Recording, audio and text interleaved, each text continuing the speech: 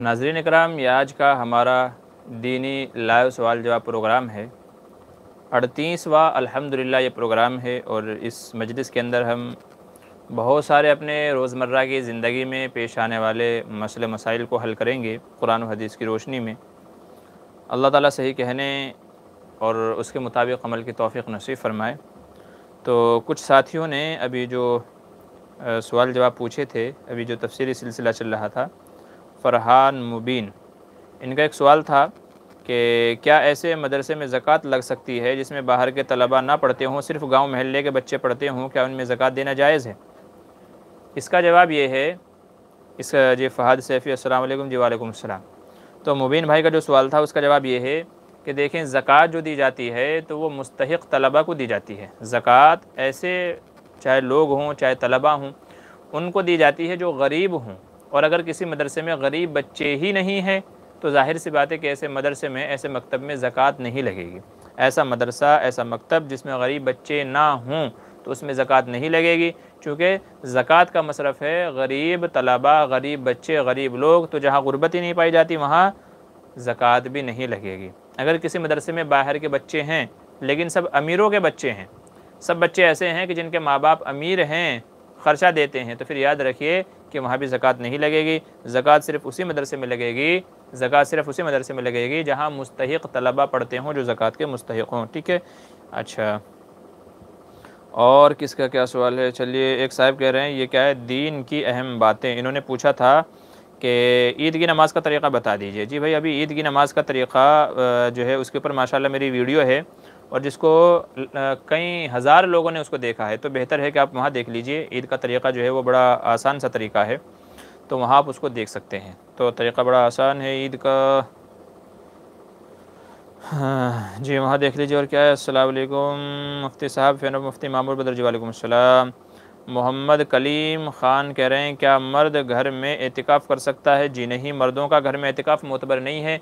मर्द अगर एतिकाफ़ करना चाहता है तो फिर मस्जिद में जाए। हाँ, औरतें घरों में कर सकती हैं, तो औरतों का एतिकाफ़ तो सही है, लेकिन मर्दों का घरों में एतिकाफ़ सही नहीं है, एतिकाफ़ नहीं होगा। मोहम्मद कलीम ख़ान क्या करें, ईद की नमाज़ से पहले नफल नमाज़ पढ़ना कैसा है? जी नहीं, नफल नमाज़ नहीं है। ईद की नमाज़ से पहले कोई नफल नमाज़ नहीं है। ईद की नमाज़ से पहले कोई नफल नमाज़ नहीं है, इसलिए, बल्कि ईद के दिन इशराक की नमाज़ भी नहीं है। ईद के दिन इशराक की नमाज़ नहीं है, तो इसलिए ईद से पहले कोई नफल नमाज़ नहीं पढ़नी चाहिए, बल्कि सीधा ईद ही की नमाज़ पढ़नी चाहिए। जी कलीम ख़ान, क्या ईद की नमाज़ वाजिब है? जी हाँ, मर्दों के लिए ईद की नमाज़ वाजिब है। जो बीमार ना हो, सेहतमंद हो, तंदुरुस्त हों, तो उनके लिए ईद की नमाज़ वाजिब है। जो छोड़ेगा वो गुनहगार होगा। तो ईद की नमाज़ क्या है? वाजिब है, इसलिए तमाम मुसलमानों को इसका एहतिमाम करना चाहिए। फ़ैन ऑफ मुफ्ती मामूर बदर क्या करें, 22 तोले पे कितना ज़कात देना होगा? 22 तोला, जी 22 तोला अगर किसी के पास सोना है तो वो तो बड़ा अमीर आदमी है। तो देख लीजिए आजकल मार्केट वैल्यू के एतबार से कि ज़कात की वैल्यू क्या है। आजकल तकरीबन कम से कम भी अगर पकड़ेंगे तो 40,000 रुपये तोला है। तो अगर 22 तोले के पकड़ेंगे तो कम से कम भी 8 से 9 लाख का उसके पास सोना है, और 1 लाख पे 2500 रुपये, 1 लाख पे 2500 रुपये ज़कात होती है।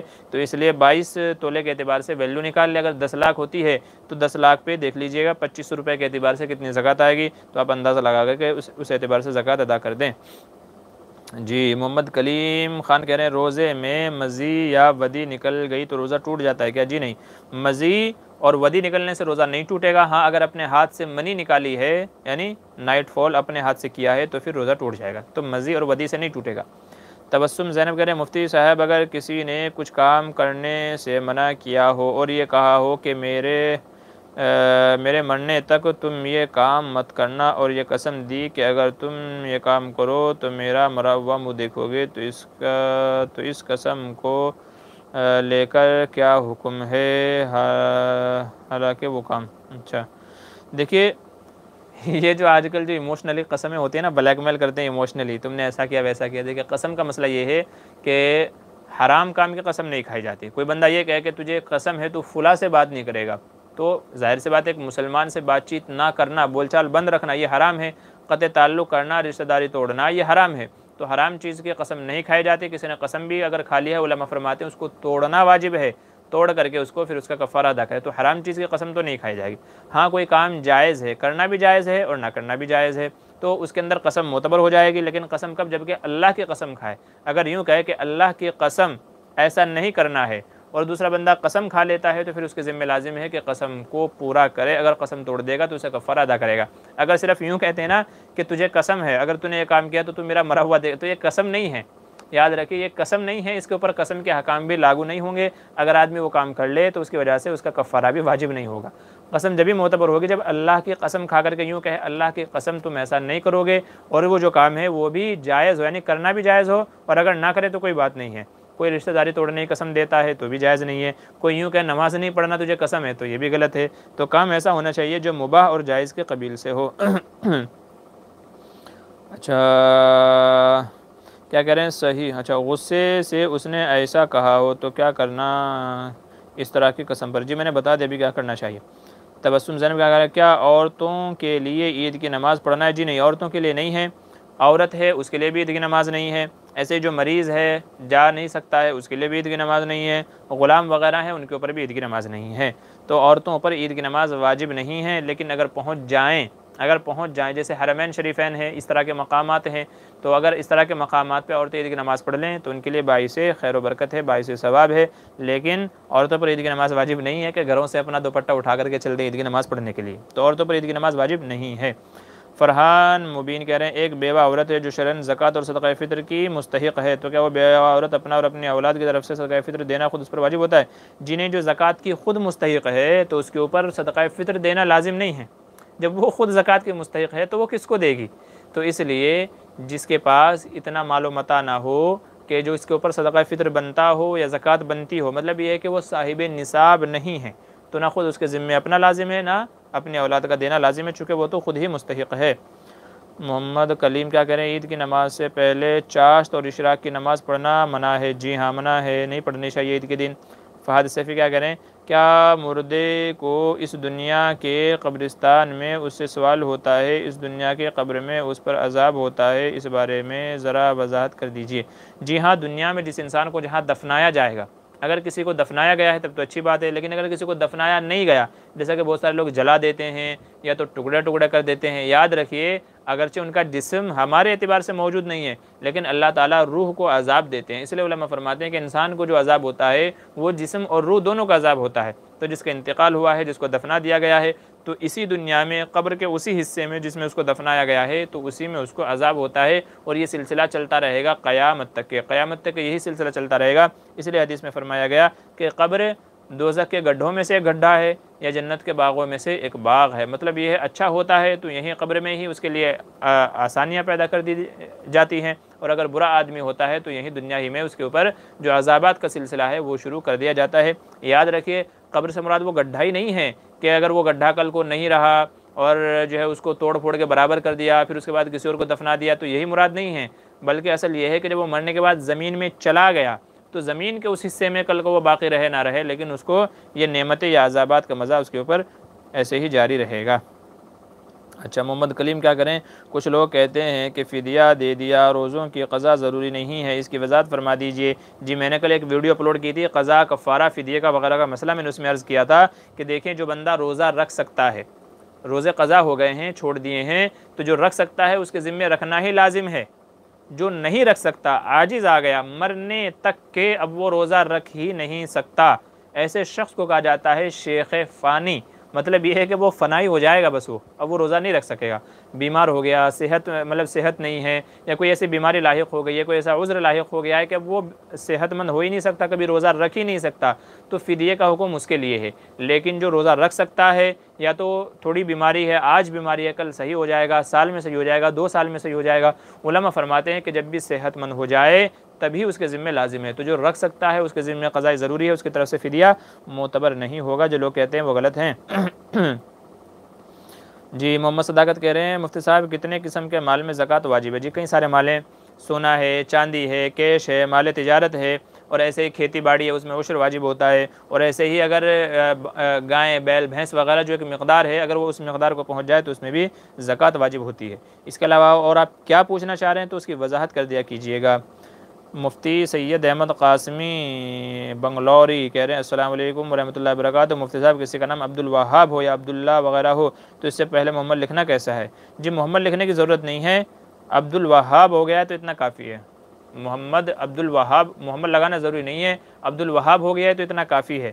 लेकिन लगाना भी जायज़ है, कोई लगाना चाहे तो लगा सकता है, लेकिन अगर आप मोहम्मद अब्दुल वहाब लगाएंगे तो थोड़ा सा ज़ुबान पे सिक़ल पैदा हो जाएगा, मतलब भारी पड़ेगा।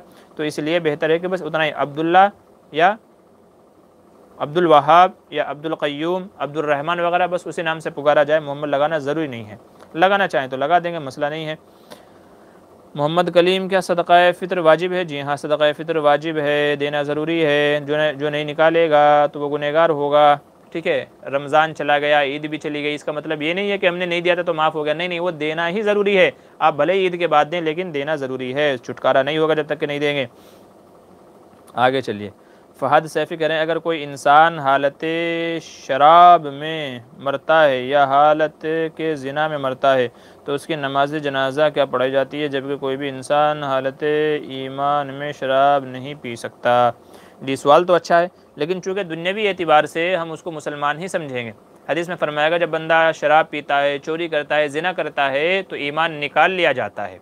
ईमान निकाल लिया जाता है, जब उस अमल से फारिग हो जाता है तो वापस ईमान डाल दिया जाता है। लेकिन इसका मतलब ये नहीं है कि अगर वो मरा है तो उसके ऊपर वो कुफ्र का हुक्म लगा देंगे कि उसे ईमान से बिल्कुल खारिज करेगा, उसकी नमाज जनाजा ही ना पड़ी जाए, ऐसा नहीं है। बल्कि उसने शराब पी है, शराब की हालत में मरा है, ठीक है, अच्छी बात है, उसका गुनाह उसको मिलेगा। ऐसे ज़िना की हालत में मरा है, ठीक है, लेकिन दुनियावी एतबार से हम ये कहेंगे कि वो मुसलमान ही था जब तक कि उससे शिर्क का सबूत ना हो जाए, जब तक कि उससे शिर्क का सबूत ना हो जाए। देखिए, ज़िना करना, शराब पीना, चोरी करना ये गुनाह है, लेकिन शिर्क नहीं है, ठीक है ना।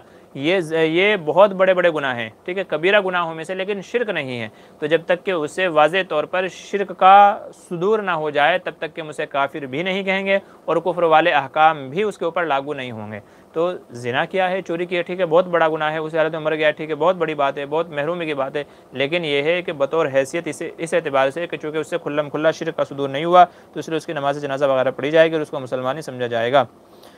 जी, फ़हद सैफ़ी कह रहे हैं, बरज़ख क्या चीज़ है? जी, बरज़ख कहते हैं आदमी मर गया, मरने से लेकर के क़यामत तक के आने का जो ज़माना है, इस ज़माने को बरज़ख कहते हैं।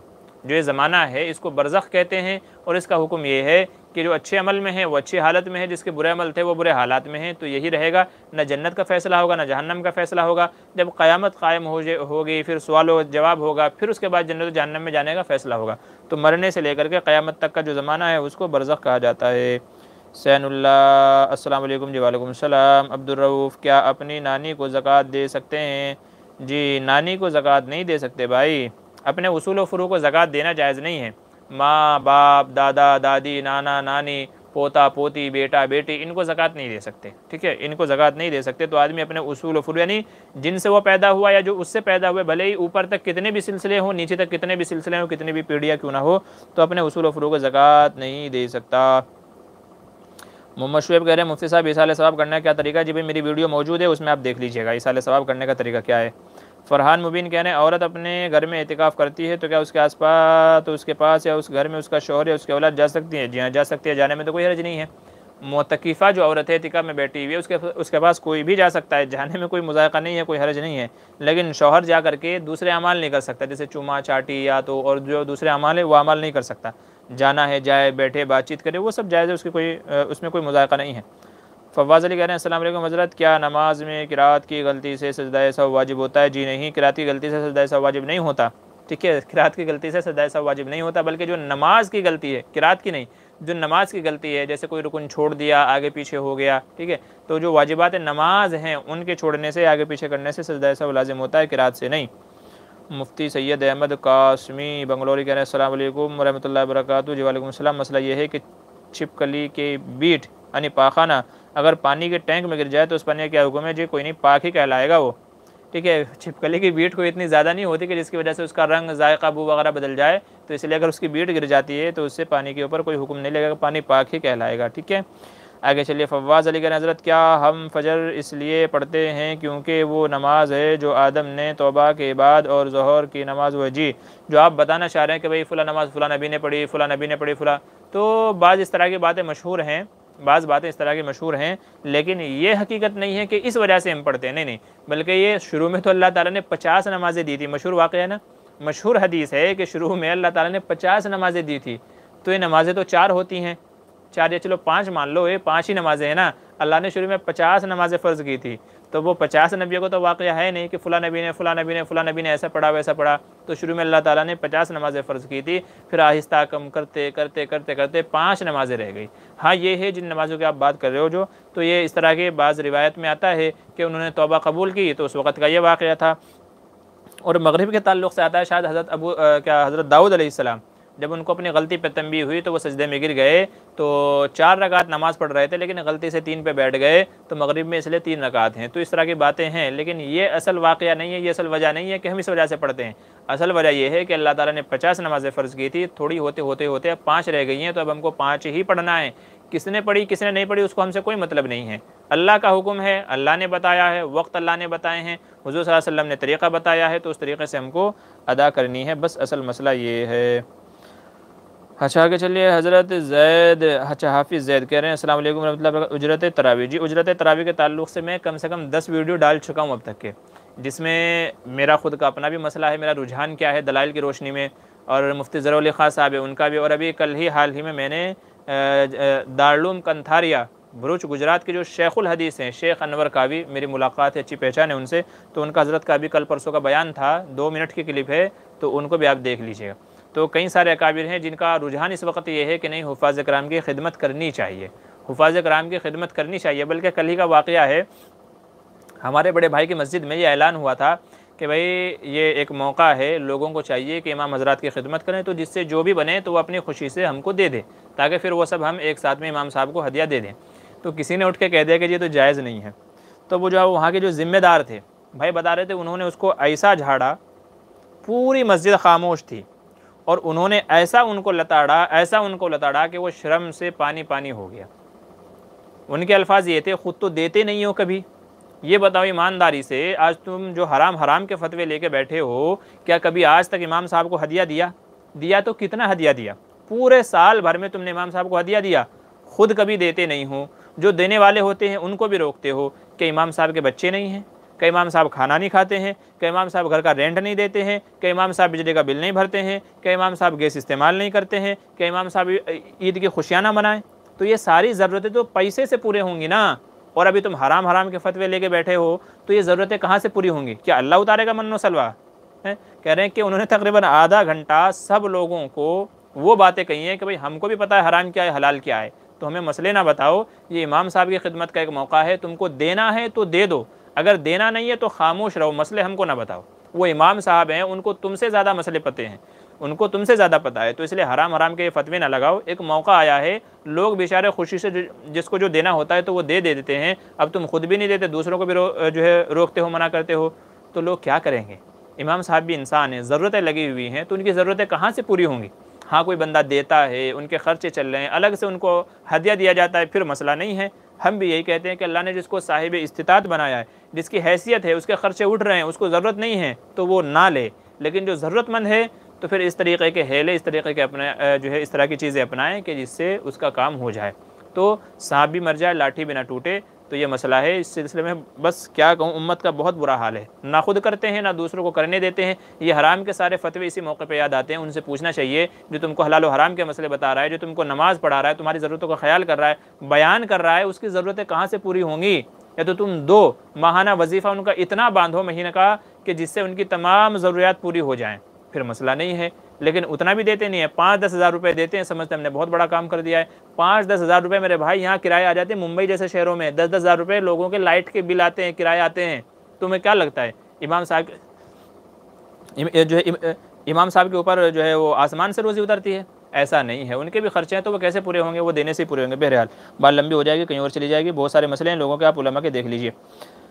हाँ मेरे मालिक, क्या कलमा पढ़ने वाला मुसलमान भी जहन्नम में जाएगा? जी हाँ, अपने गुनाहों की बदौलत जहन्नम में जाएगा, लेकिन सज़ा भुगत करके फिर वापस, लेकिन एक दिन ज़रूर जन्नत में जाएगा ईमान की बुनियाद पर।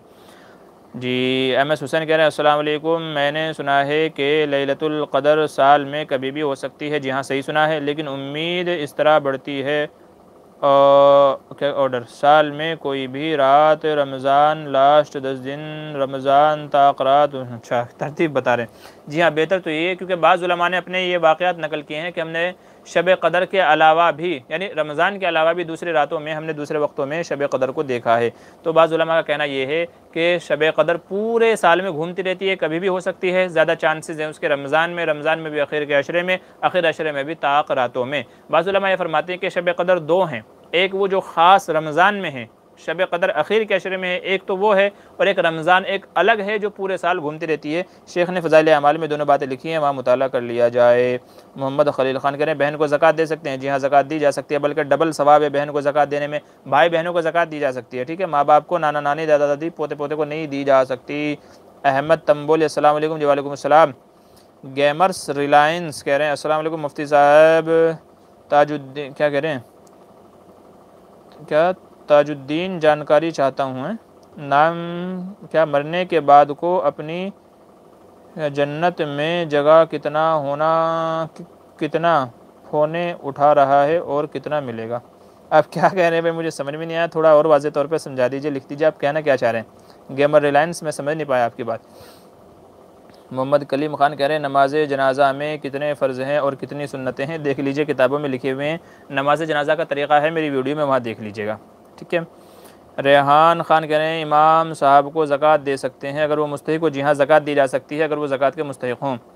मोहम्मद शुएब कह रहे हैं इसाले सवाब करने का क्लिप नहीं मिल रहा है। जी मैं भेज दूँगा इंशाअल्लाह, आप बाद में मुझसे रब्ता कीजिएगा, आपको व्हाट्सअप कर दूँगा मैं। अब्दुर्रहमान अस्सलाम वालेकुम। जी वालेकुम सलाम। मौलाना सज्जाद अस्सलाम वालेकुम। जी वालेकुम सलाम। कुछ दीनी वजीफ़ा कह रहे हैं मौलवी मोहम्मद मोतसिम वरंगल हैदराबाद तेलंगाना से, ये मालूम करना है कि कुरान मजीद में जो 14 सजदे हैं, जब इन सजदों करते हैं तो सजदे की हालत में कौन सी तस्बीह पढ़नी है या पढ़ने की ज़रूरत नहीं है? जी, जो सजदे की तस्बीह है वही सजदे की तस्बीह पढ़ ली जाए। सुबहान रब्बिल आला, सुबहान रब्बिल आला जो पढ़ते हैं उसी को पढ़ लिया जाए। बाज़ उलमा ने एक और दुआ नकल की है, सजदे तिलावत की एक और दुआ नकल की है, वो आप नेट पर तलाश करेंगे ना, सजदे तिलावत की दुआ, तो आपको मिल जाएगी, तो वो भी पढ़ी जा सकती है। बेहतर है सजदे की तस्बीह पढ़ ली जाए। रिजवान अहमद फराज करें अगर इमाम नमाज में सुस्ती करे तो क्या करें, मन मर्जी चलाए तो क्या करें? भाई देखो, अपनी मस्जिद का एक ट्रस्ट बनाएं, एक कमेटी बनाएं, अपने यहाँ के रूल रेगुलेशन बनाएं और उस तरीके से मस्जिद का पूरा निज़ाम चलाएं। इमाम साहब का अपनी मन मर्जी करना दुरुस्त नहीं है, बल्कि लोगों की रियायत करते हुए सहूलत के एतबार से इमाम साहब को नमाज़ पढ़ानी चाहिए, बल्कि नमाज के टाइम टेबल वक्त मुतय्यन होना चाहिए ताकि इमाम साहब भी उसकी रियायत करें और लोग भी उसकी रियायत करें, वरना तो ये चीज़ आगे चल करके इख्तलाफ का और झगड़े का ज़रिया बनेगी। आपका गूगल पे का नंबर दे दीजिए। जी मेरी वीडियो में है, जो मेरा नंबर है वही ले लीजिएगा, 8923896749। मेरा सारे कहीं का हर चीज़ का नंबर यही है, गूगल पे, फ़ोन पे, पेटीएम वगैरह सब चीज़ों पे मेरा यही नंबर है, ठीक है। मेरी जो लेटेस्ट वीडियो है तकरीबन हर वीडियो के आखिर में मेरा नंबर रहता है, अगर वहाँ ना मिले तो चैनल में जाइएगा, यूट्यूब चैनल में, और जो अबाउट है सबसे लास्ट का जो ऑप्शन है उस पर टच कीजिएगा, उसमें मेरा नीचे ईमेल आईडी और नंबर, आपको दोनों चीज़ें आपको मिल जाएंगी वहाँ पर। मोहम्मद कलीम भाई दूसरों को भी मौका दे दीजिए। क्या कह रहे हैं, नमाज में अत्तहियात पढ़ना भूल गए तो क्या सजदा सहू से नमाज़ पूरी करना पड़ेगा? जी हाँ, नमाज सजदा सहू से करनी पड़ेगी, नमाज में सजदा सहू कर लीजिएगा, नमाज हो जाएगी। मोहम्मद कलीम खान कह रहे हैं एक शख्स को मैंने दाढ़ी बनाते, क्या कह रहे हैं, दाढ़ी, अच्छा, मैंने दाढ़ी बनाते देखा, रोज़े में क्या रोज़ा होगा? नहीं, देखिए, शेविंग कराने से, बाल नाखून वगैरह कटवाने से, मूछें कटवाने से, सुरमा लगाने से, इन सब चीज़ों से क्या नहीं होता है, रोज़ा नहीं टूटता है, ठीक है। इन सब चीज़ों से रोज़ा नहीं टूटता है, तो ये सब चीज़ें की जा सकती हैं रोज़े की हालत में। गुलाम मोहम्मद कह रहे हैं 9 महीने हमल औरत रोज़ा रखने सेहत ख़राब हो जाती है तो क्या रमज़ान के रोज़े छोड़ सकती है? जी हाँ, जो ऐसी औरत है, हमल वाली है, रोज़ा रखने में दिक्कत होती है, परेशानी होती है, तो उसके लिए रोज़ा क़ज़ा करने की गुंजाइश है, वो रमज़ान के बाद में रख लेवे, ठीक है, तो बाद में रख सकती है, कोई हरज नहीं है। अच्छा, फ़रहान शाह कह रहे हैं जब हम कब्रिस्तान कोई कब्र पर जाते हैं तो वो मुर्दा गमे नहीं हमें होता है? भाई हमें देख सकता है क्या? जी, अल्लाह के हुक्म से, जैसा कि बाज़ उलमा फरमाते हैं कि जब मुर्दा जाता, जो हम कब्रिस्तान जाते हैं अपने किसी मरने वाले के पास में, तो बेहतर यह है कि उसके पाँव की तरफ खड़ा हो, सराहने की तरफ नहीं बल्कि पाँव की तरफ खड़ा हो, उधर खड़ा होकर के जो भी उसको आता हो तो इसाले सवाब कर दे, क्योंकि अल्लाह के हुक्म से मुर्दा देखता भी है, सुनता भी है कि मेरा कौन जानने वाला, मेरा बच्चा, बीवी, कौन है, कौन मेरा लवाहिक आया है और मुझे क्या पढ़ करके बख्श रहा है, तो अल्लाह के हुक्म से होता है, बाज़ उलमा फरमाते हैं। अच्छा, मौलाना सज्जाद कहना अस्सलाम वालेकुम। जी वालेकुम सलाम। हज़रत एक मसला दरपेश है, वो आया कि एक औरत, उसका शौहर इंतकाल हो चुका है, आम आदमी का कोई दूसरा ज़रिया नहीं है, लेकिन उसके पास निशाद क्या इसे स्कूल ज़कात की रकम दी जा सकती है जबकि उनके पास जवान जवान लड़कियां हैं और छोटे छोटे बच्चे भी हैं? तो नुस्खे तो नहीं है, नुकसान तो नहीं।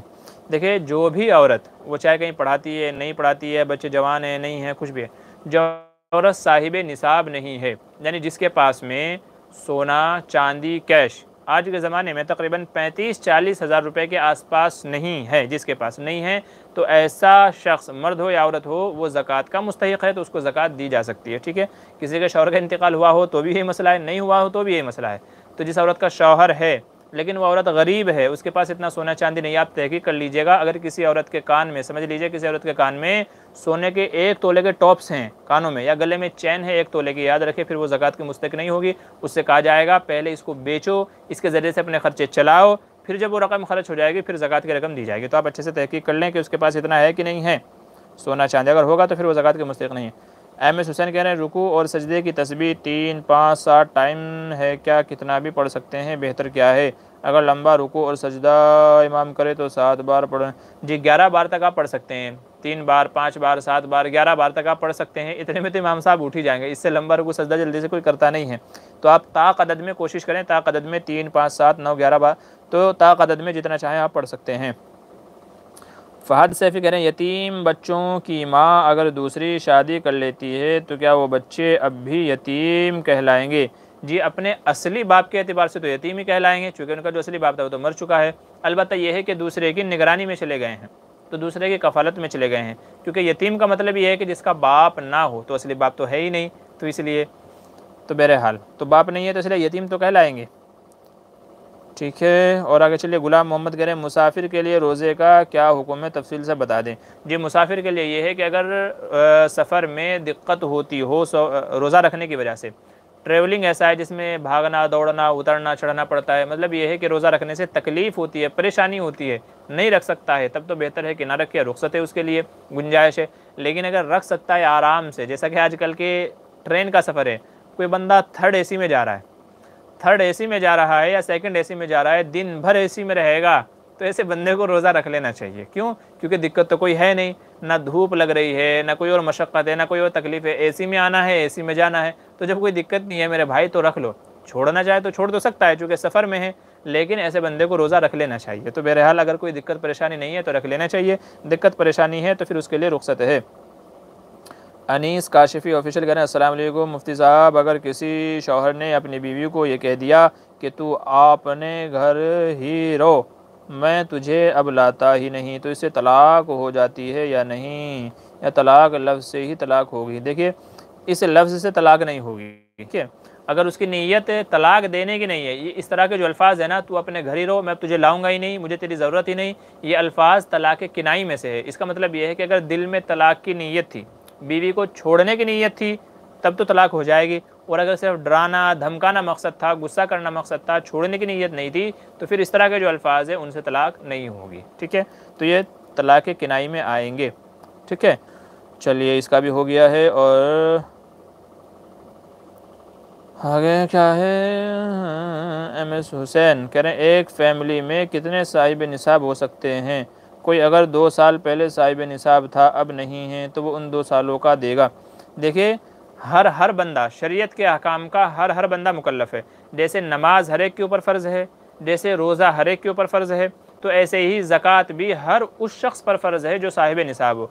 अगर एक घर में 5 बंदे हैं, ठीक है, 5 बंदे हैं, मर्द हो या औरतें हों, और पाँचों के पाँचों साहिब निसाब हैं, हर एक के पास 50,000, लाख, 2 लाख रुपए हर एक के पास हैं, तो याद रखिए हर एक के ऊपर ज़कात लाजिम है और हर एक अपनी ज़कात अदा करेगा। ठीक है, भले ही सब मिलजुल करके साथ रह रहे हैं, लेकिन अगर हर एक साहिब निसाब है तो हर एक के ज़िम्मे ज़कात अदा करना लाजिम होगा। जैसे नमाज रोज़ा हर एक अपना अपना करता है, यही हुक्म ज़कात का भी है। अब आपने जो दूसरा सवाल पूछा है, किसी के ऊपर 2 साल से ज़कात वाजिब थी, साहिब निसाब था, नहीं दिया तो 2 साल की देगा, और अगर दोनों साल दे दिया था, अब इस साल आकर के साहिब निसाब नहीं रहा, माल जो था वो ख़त्म हो गया, तो अब इस साल नहीं देगा। तो जो साहिब निसाब है देगा, जो नहीं है वो नहीं देगा। पहले था नहीं दी तो उसकी अदा करेगा, और अगर दे चुका था तो अब देने की कोई ज़रूरत नहीं है। तरावी कितनी रकात पढ़नी चाहिए? मोहम्मद तैमूर पूछ रहे जी भाई 20 रकात पढ़नी चाहिए, अहले सुन्नत वल जमात का इसी के ऊपर इत्तिफ़ाक़ है। हज़रत उमर फ़ारूक रज़ियल्लाहु अन्हु का मुत्तफ़क़ अलैह फ़ैसला है, तमाम सहाबा ने इजमा किया था और तमाम सहाबा ने 20 रकात तरावी पढ़ने का मामूल बनाया था। आज तक उम्मत में यही मामला चला आ रहा है। हरमैन शरीफैन में भी आज तक 20 रकात तरावी होती चली आ रही है। तो असल सुन्नत 20 रकात हैं। जो 8 रकात पढ़ते हैं या 10 रकात पढ़ते हैं तो वो अपनी 1.5 ईंट की मस्जिद अलग बनाते हैं, और वो भी हदीस को सही ना समझने की वजह से। हदीस सही ना समझने की वजह से ऐसे लोगों से एक सवाल करना, आप कहते हो 8 रकात है, दलील देते हो अम्मा आयशा की रिवायत। अम्मा आयशा फरमाती है कि रमज़ान गैर रमज़ान में हुजूर 8 से ज़्यादा नहीं पढ़ते थे। उनसे पूछना, रमज़ान में तो 8 ठीक है, समझ में आता है, लेकिन गैर रमज़ान में 8 का क्या मतलब? रमज़ान में गैर 8 का क्या मतलब? रमज़ान में रमज़ान के अलावा कौन सी तरावी पढ़ी जाती है? दूसरी बात, जब हज़रत उमर फ़ारूक रज़ियल्लाहु अन्हु ने तमाम सहाबा से कहा था 20 रकात पढ़ो, तो अम्मा आयशा भी तो हुजरे में थी, उस वक्त तो ज़िंदा थी, हयात थी, तो अम्मा आयशा तो हुजरे में थी, और आप कहते हो कि औरतों का मस्जिद में आना जायज़ है, तो मतलब ये है कि अम्मा आयशा नमाज में भी रही होंगी, मस्जिद में भी रही होंगी। अगर मस्जिद में भी नहीं थी तो कम से कम हुजरे में तो थी। उमर क्या कर रहे हैं वो तो आपको पता ही चला था। लेकिन अम्मा आयशा ने कभी नहीं कहा कि उमर तू गलत कर रहा है, हुजूर की मुखालफत कर रहा है, हुजूर तो 8 रकात पढ़ते थे, तू 20 रकात पढ़वा रहा है। तो अम्मा आयशा ने कभी नहीं कहा, बावजूद ये कि उनकी आंखों के सामने मस्जिद नबवी में 20 रकात पढ़ी जा रही है। इसका मतलब ये है अम्मा आयशा भी समझती हैं कि तरावी 20 ही रकात है। 8 रकात वाली जो बात है वो तरावी की नहीं है, वो तहज्जुद की है, जो रमज़ान में भी होती है, रमज़ान के अलावा भी होती है। तो वो समझे खुद नहीं है सही से, तो हदीस का मतलब गलत निकाल करके लोगों में फितना डालते हैं। बारकल्लाहु फी उम्रे का, जी शुक्रिया, जज़ाकल्लाह। अच्छा, और क्या कह रहे हैं? शुक्रिया सज्जाद भाई भी, जी ठीक है। मोबाइल में कुरान पढ़ने का सवाब मुसहफ़ में पढ़ने के मुकाबले में कम होता है क्या? दी असल तो कुरान की तिलावत है, आदमी जिस नीयत से पढ़ेगा उसके एतबार से उसका सवाब ज़्यादा कर दिया जाएगा, उसका सवाब ज़्यादा कर दिया जाएगा। चार्जिंग, हाँ, तो इसलिए असल नीयत के साथ में पढ़ा जाए तो उस नीयत के ऊपर मदार है, आदमी मुसहफ़ से पढ़े या उससे पढ़े। लेकिन अगर मुसहफ़ मौजूद है, अगर मुसहफ़ मौजूद है तो फिर बेहतर है कि मुसहफ़ में यानी कुरान में देख करके ही पढ़ना चाहिए, फिर मोबाइल से नहीं पढ़ना चाहिए। मोबाइल में तो उस वक्त के बाद आदमी सफ़र में है, किसी ऐसी जगह है कि जहाँ पर कुरान मौजूद नहीं है, तो फिर मोबाइल में पढ़ लेना चाहिए। लेकिन अगर मोबाइल है, अगर कुरान है तो फिर कुरान में ही पढ़ना चाहिए। फ़ातिहा का सुन्नत तरीका बताइए। फ़ातिहा का सुन्नत तरीका में क्या, आप क्या पूछना चाह रहे हैं मुझे वो बता दीजिए। मतलब इससे क्या मुराद है आपकी वो तो बता दीजिए, क्योंकि मैं सही तरीके से नहीं समझ पा रहा हूँ कि आप सुन्नत तरीके से क्या पूछना चाह रहे हैं।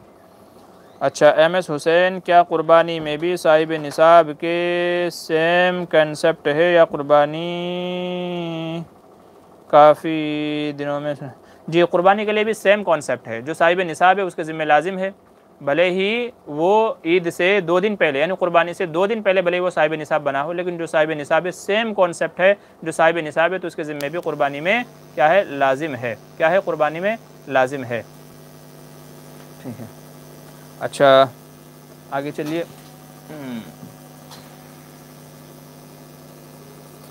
हाँ, क्या कह रहे हैं? मोहम्मद कलीम क्या कह रहे हैं? जिनको ज़कात दे सकते हैं और उनको सदका, जी हाँ, जिनको ज़कात दे सकते हैं तो उसको सदका फ़ितर भी दे सकते हैं, लेकिन बेहतर है सदका फ़ितर उसको दें जो ज़कात से भी ज़्यादा का मुस्तहिक़ हो। ठीक है, जिसके घर में कुछ भी ना हो। गुलाम मोहम्मद कह रहे हैं कितना रकम पास में रहे से ज़कात देना होगा? जी, तकरीबन आज के ज़माने में 35-40 हज़ार की रकम वो है। कम से कम तो ये है कि 52.5 तोला चांदी की आजकल जो वैल्यू है, 52.5 तोला चांदी की आजकल जो वैल्यू है मार्केट में पता कर लीजिए। तो जिस बंदे के पास इतनी रकम हो जिससे 52.5 तोला चांदी ख़रीदी जा सके तो वो साहिब निसाब है। मैंने एक अंदाज़ा बता दिया, 35-40 हज़ार रुपये। ठीक है, अच्छा, और दूसरी बात ये भाई, ज़्यादा वक्त नहीं है, मैं 5-10 मिनट ही हूँ बस, 5-1 मिनट, उससे ज़्यादा तो इसलिए जिसको जो सवाल करना है जल्दी से कर ले, बस 5-7 मिनट के अंदर। ठीक है, फिर उसके बाद मुझे जाना है नमाज़ के लिए। अब्दुल अहद कह रहे हैं, अस्सलाम वालेकुम, क्या कह रहे हैं? एक अक्सा मस्जिद फ़लस्तीन में अभी हाल ही में यहूदियों ने मस्जिद में जुल्म ढाया, हम लोगों का क्या फ़र्ज़ है? जी देखिए, अगर आप यहाँ से माली एतबार से या और जो दूसरी एतबार से जिस तरीके से भी मदद कर सकते हैं हमको मदद करनी चाहिए। अगर हम वैसी मदद नहीं कर सकते हैं तो कम अज़ कम उनके हक़ में दुआए खैर करें। ठीक है, अभी मालूम पड़ा कि और किसी ने ये बताया कि हमने ये नोट किया है कि ज़ालिम लोग, वो फित्तीन लोग जो है ना, कि रमज़ान में ज़रूर कुछ ना कुछ फितना फैलाते हैं, रमज़ान में ज़रूर परेशान करेंगे, कहीं जुल्म करेंगे, बम मारेंगे, मिसाइल मारेंगे। ये उनका बन गया है, कई सालों से देख रहे हैं कि रमज़ान में ये उनको एक न एक करना ही करना है। इस बार भी उन्होंने वही किया है, इस बार भी कि रमज़ान की आखिर अशरा चल रहा है, इसमें उन लोगों ने परेशान किया है। बहरहाल कई लोगों को मारा गया है, पीटा गया है, बहुत सारे जुल्म सितम ढाए हैं, अल्लाह उनकी हिफाजत फरमाए। तो मगर यहाँ से मदद कर सकते हैं, एहतिजाज करना, आवाज़ बुलंद करना, आवाज़ वहाँ तक पहुँचाए जो आजकल अमन के ठेकेदार बने फिरते हैं ना जो, तो उन तक आवाज़ पहुँचाए, यूनो में वहाँ अपनी आवाज़ पहुँचाएँ और एहतिजाज दर्ज कराएं, और कुछ नहीं है तो कम से कम उनके हक़ में दुआ खैर करें। अच्छा, अनीस काशिफ़ी करें, मस्जिद में मोबाइल से तकरीर, वीडियो और नज़म सुनना कैसा है, थोड़ी वजाहत फरमा दीजिए और चैनल पर ज़रूर वीडियो बना दीजिए। देखिए, मस्जिद में जो है ना, आवाज़ें वगैरह बुलंद नहीं होनी चाहिए। मस्जिद में अगर आप मोबाइल से वीडियो सुनेंगे, आवाज़ सुनेंगे, तो जाहिर सी बात है कि वो दूसरे लोगों को डिस्टर्ब होगा। तो मस्जिद में ये अमल नहीं करना चाहिए। हाँ, वैसे भी मस्जिद में जा कर के मोबाइल इस्तेमाल करना ये अदब के ख़िलाफ़ है। मस्जिद अल्लाह का घर है, इबादत का घर है, वहाँ जाएँ, नमाज़ पढ़ें, तिलावत करें, दूसरे अज़कार करें, मोबाइल इस्तेमाल ना करें, क्योंकि मोबाइल कहीं ना कहीं बुराई की तरफ लेके ही जाएगा। आप 2 मिनट तकरीर सुनेंगे, 4 मिनट तकरीर सुनेंगे, या तो उल्टे सीधे ऐड आएंगे या फिर किसी का मैसेज आएगा वो देखेंगे। तो मोबाइल में तो इस्तेमाल ना ही करें, बल्कि मोबाइल में मस्जिद में दाखिल होते ही मोबाइल को बंद कर दें। तो मस्जिद में मोबाइल का इस्तेमाल ना करें, बेहतर यही है। बाकी नाते नज़में अच्छी बातें सुनना कोई गुनाह तो है नहीं, तो गुंजाइश तो है, लेकिन बेहतर नहीं है। मैं कह रहा हूँ कि ये अदब के ख़िलाफ़ है। फ़ातिहा देखने का सुन्नत तरीका बताइए। भाई मुझे नहीं पता फ़ातिहा कैसे देखी जाती है। फ़ातिहा कैसे देखी जाती है मुझे नहीं पता, किसी जानने वाले से पूछ लीजिए। मोहम्मद तैमूर कह रहे हैं, मैं सऊदी में हूँ, यहाँ 8 रकात तरावी होती है, क्या मैं अपने रूम पे 20 रकात पढ़ सकता हूँ? नहीं भाई, पढ़नी है। जहाँ 8 रकात होती हैं तो उन लोगों को चाहिए कि वो बाद में अपने रूम पे जा करके बाकी जो 12 रकात हैं उनको पूरी करें, पढ़ना ही पढ़ना है, ठीक है। मोहम्मद कलीम खान कह रहे हैं, किन को ज़कात नहीं दे सकते? जो साहिब निसाब है उनको नहीं दे सकते, अपने माँ बाप को नहीं दे सकते और अपनी औलाद को नहीं दे सकते। बाकी बहनों को, भाइयों को, फूफा, मामू, खाला, चाचा, ताया, नाना नहीं, ताया वगैरह, इन सबको ज़कात दी जा सकती है। हाँ, ZH खान कह रहे हैं, नमाज जनाजा पढ़ाने का किसका ज़्यादा हक़ है? मैयत के वारिसीन, औलाद, बस्ती के उलमा इकराम? तफसील से बता दीजिए। सबसे पहले तो मैयत के जो वारिसीन हैं, ठीक है, मैयत के जो वारिसीन हैं उनका ज़्यादा हक़ है। वो चाहे उसमें औलाद भी आ गई है, उसमें बेटे, दादे, नाने वगैरह सब आ गए हैं, तो मैयत के जो भी वारिसीन हैं आपस में मुत्तफ़िक़ होकर के किसी एक बंदे को जिसको भी नमाज के लिए मुतय्यन करना चाहे कर लें, और नहीं तो फिर जो बस्ती के उलमा हैं तो उनको मुतय्यन कर लें, ठीक है। तो पहले वारिसीन का हक़ है, उसके बाद फिर अपना महल्ले की मस्जिद वगैरह जो है उनके हक़ है। मोहम्मद ताहिर ऑफिशियल, अगर मुख्तलिफ़ हज़रात तरावी का हदिया दे तो उसको क्या करें? ले लें। अगर आपको नहीं चाहिए तो मुझे भिजवा दें, ठीक है। अगर तरावी का हदिया मिलता है तो ले लें, किसी को नहीं चाहिए तो मुझे भेज दें भाई, ठीक है। MS हुसैन, बाज़ उलमा ने इजाज़त दी है, मैं अभी काफ़ी देर उस पर बातचीत कर चुका हूँ, तो वीडियो देख लीजिए तरावी के ताल्लुक़ से, हदिये के ताल्लुक़ से, ठीक है। तो कुछ इस तरह के हीले अपना लिए जाएँ, 1-2 वक्त की नमाज़ पढ़ा ली, बयान कर लिया, कुछ और चीज़ें कर ली, तो उनके ज़ुमरे में उलमा ने इजाज़त दी है कि आप ले सकते हैं, ठीक है। और अगर मुफ्ती ज़रवर अली ख़ान के मुताबिक अमल किया जाए फिर तो वैसे भी जायज़ है, लें शौक़ से। जी, मोहम्मद कलीम ख़ान कह रहे हैं, कुरान पढ़ते वक्त सूरे या आयत आगे पीछे हो जाए तो क्या हुक्म है? देखिए, आगे पीछे हो जाए तो उसका तो मसला नहीं है, लेकिन अगर बदल गई और ऐसे तरीके से बदल गई कि माना में तग़य्युर व तबद्दुल हो गया, बहुत ही माना चेंज हो गए, तो मसला है। बाकी कहीं से छोड़ दी, आगे से पढ़ लिया था फिर पीछे से पढ़ लिया था, तो उससे नमाज़ में कोई फ़र्क नहीं पड़ेगा, नमाज़ हो जाएगी। नमाज में कुरान में देखकर पढ़ना कैसा है? नमाज नहीं होगी। नमाज में कुरान देखकर पढ़ने से नमाज नहीं होगी, याद रखिए। चूँकि कुरान को हाथ में उठाना, फिर देखना, फिर रुकू में जाते हुए उसको बंद करके जेब में डालना या साइड में रखना, ये तमाम बातें क्या हैं? अमल कसीर के अंदर दाखिल है। नीज़ नमाज में सीखना सिखाना पाया जा रहा है। जब कुरान करीम पढ़ेंगे तो उसमें देख करके पढ़ना, ये असल में सीखना सिखाना पाया जा रहा है, जबकि नमाज में सीखना सिखाना, अमल कसीर दोनों मना है। इसलिए उलमा ने देख करके पढ़ने से मना किया है, चाहे आम नमाजें हों और चाहे तरावी की नमाजें हों, नमाज नहीं होगी। अच्छा, अब्दुलरहमान कह रहे हैं, तरावी में सलाद बोलते हैं, इसलिए बोलते हैं? सलाद बोलते हैं? सलाद तो खाने की चीज़ होती है, आप क्या कहना चाह रहे हैं मुझे बता दीजिए भाई। देखिए, सलाद के माना तो नमाज के हैं, नमाज के हैं, सलाद के माना नमाज के। अब सलाद आप क्या कहना चाह रहे हैं, थोड़ा अच्छे अल्फाज में लिख दीजिए ताकि मैं समझ जाऊँ। अच्छा, क्या करें, तैमूर के सऊदी में इमाम के पीछे नमाज का मसला क्या है? भाई जिस इमाम के अकायद सही है, दुरुस्त हैं, उसके पीछे नमाज़ पढ़ी जा सकती है, कोई मसला नहीं है। तो इमाम के पीछे नमाज़ पढ़ लो, कोई मसला नहीं है। जो कहीं गलती करता है या कम पढ़ाता है, जैसे 20 के बजाय 8 रकात पढ़ाता है, तो वो अपने रूम पे जाकर के आप मुकम्मल कर लीजिए बकिया, ठीक है। चलिए, ये था आज का लाइव सवाल जवाब प्रोग्राम। इंशाल्लाह अब आपसे अगले हफ्ते मुलाकात होगी। रमज़ान का मौका था, बहुत कम वक्त था, थोड़ा ही वक्त मिलता था, ज़्यादा नहीं। इंशाल्लाह ईद के बाद आप लोगों के पास काफ़ी वक्त रहेगा, तो आप तकरीबन 1 घंटे से ज़्यादा आप लोग सवाल जवाब पूछ सकते हैं। और रमज़ान के बाद इंशाल्लाह फिर वही 9 बजे का सिलसिला शुरू हो जाएगा, ठीक है। क्योंकि अगला जो इतवार आएगा वो ईद के बाद आएगा। इंशाल्लाह ईद के बाद अगला इतवार आएगा, तो अगले इतवार को जो सवाल जवाब का प्रोग्राम रहेगा वो इंशाल्लाह 9 या 9:30 बजे रहेगा, रात के 9 साढ़े 9 बजे के बाद रहेगा इंशाल्लाह। तो फिर उस वक्त हम लोग आराम से बैठ कर के इत्मीनान से मसले मसाइल को हल करेंगे, ठीक है। तो अगले हफ्ते ये सवाल जवाब इशा के बाद 9 साढ़े 9 बजे के करीब रहेगा इंशाल्लाह। मैं कम्युनिटी लाइन में वो बता दूंगा आपको, तो वहाँ देख लीजिएगा कम्युनिटी में जो मेरा स्टिकर रहेगा ना लाइव सवाल जवाब का, तो उसमें टाइम लिखा हुआ रहेगा, तो वहाँ आप टाइम नोट कर लीजिएगा, ठीक है। अल्लाह ताला कहने सुनने ज़्यादा अमल की तौफीक नसीब फरमाएँ। क्या करें, जज़ाकल्लाह। आज रात के लिए क्या कहें, सबसे बेहतर अमल क्या हो सकता है? देखिए, सबसे बेहतर अमल, सारे ही बेहतर अमल हैं, लेकिन आज की रात दुआ और इस्तिग़फ़ार, दो चीज़ों का कसरत कीजिए। आज 27वीं शब है, तो शब क़दर के होने के ज़्यादा चांसेस हैं। तो शब क़दर में नबी करीम सल्लल्लाहु अलैहि वसल्लम से मरवी है, अम्मा आयशा ने पूछा, या रसूल अल्लाह, अगर मैं शब क़दर पालूँ तो क्या दुआ मांगूँ? अगर मैं शब क़दर पालूँ तो क्या दुआ मांगूँ? हुज़ूर सल्लल्लाहु अलैहि वसल्लम ने फरमाया, ना नमाज़ें फरमाई ना तिलावत फरमाई, एक मुख्तसर सी दुआ, अल्लाहुम्मा इन्नका अफ़ुव्वुन तुहिब्बुल अफ़्व फ़अफ़ु अन्नी। अल्लाह, बेशक आप माफ़ फरमाने वाले हैं, माफ़ करने को पसंद करते हैं, माफ़ी मांगने को पसंद करते हैं, मुझे माफ़ फरमा दीजिए। इसलिए मैंने कहा दुआ और इस्तिग़फ़ार, दुआ और इस्तिग़फ़ार आज की रात में ज़्यादा से ज़्यादा कीजिए। दुआएं मांगिए, दुआओं में इस्तिग़फ़ार की कसरत कीजिए, अल्लाह माफ़ कर दे, माफ़ कर दे, माफ़ कर दे, क्योंकि माफ़ी हमको चाहिए। माफ़ी हो गई तो बेड़ा पार हो गया, ठीक है, माफ़ी हो गई तो बेड़ा पार हो गया। तो इसलिए ज़्यादा से ज़्यादा माफ़ी मांगें, अपने बारे में, माँ बाप के बारे में, बहन भाइयों के बारे में, पूरी उम्मत के हक़ में। तो इसलिए ज़्यादा से ज़्यादा माफ़ी मांगते रहें, ठीक है। फ़हद भाई ने बहुत सारे दिल भेजे हैं, मैं सारा को उठा के रख लेता हूँ, ठीक है। माशाल्लाह बहुत सारे दिल भेजे हैं जी। फ़ैन ऑफ मुफ्ती मामूर बदर, इन्होंने भी दिल भेजा है और गिफ्ट के तौर पर फूल भी भेजे हैं। अच्छा, ठीक है, शुक्रिया, जज़ाकल्लाह। आप तमाम लोगों की मोहब्बतों का शुक्रिया, अल्लाह ताला ऐसी मोहब्बत बनाए रखे, ठीक है। अब मुझे भी इजाज़त दीजिए, ताकि असर की नमाज़ अभी बाकी है, ताकि असर की नमाज़ अदा कर लें। इंशाअल्लाह भी ईद के बाद आप लोगों से मुलाकात होगी। अस्सलामु अलैकुम व रहमतुल्लाहि व बरकातुहू।